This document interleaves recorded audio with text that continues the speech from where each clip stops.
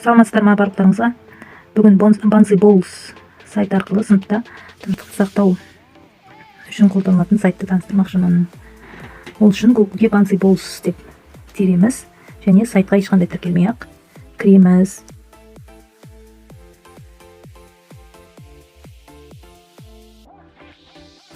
Сайтқа кірген кезде осындай бетке өтеміз. Біріншісі микрофон деп тұрады. Микрофонды біз қосып қойып, өшіріп қойып отырсақ болады. Қосқан кезде ол оқушылардың шулағанына сезімталдығын білдіреді. Өшіріп қойсақ, қозғалмай тұратын болады. Келесі сезімталдық дегеніміз азайтып қоюымызға немесе көбейтіп қоюымызға болады. Total деген келесі барлығы ағылшыншаға қойып алсаңыздар да болады, қазақшаға қойып алсаңыздар да болады. Барлығы дегеніміз берілген шарлардың барлығы қолданады, немесе азайтып қоюыңызға болады. Келесі пластмасса, эмоджи, сандар, көпіршіктер деп тұр. Бұл сол берілген шарлардың түрі. Оны әртүрлі қылып ауыстырып отыруыңызға болады. Мысалы, сандар деп бассаңыз, сандар шығады.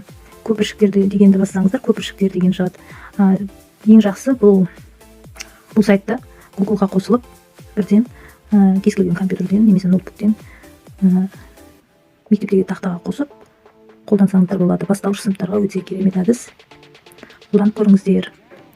Менде қазір казахский деген көрсетіп тұр, ал сіздерде русский деп тұруы мүмкін. Ағылшыншасына қойса осылай ауысады.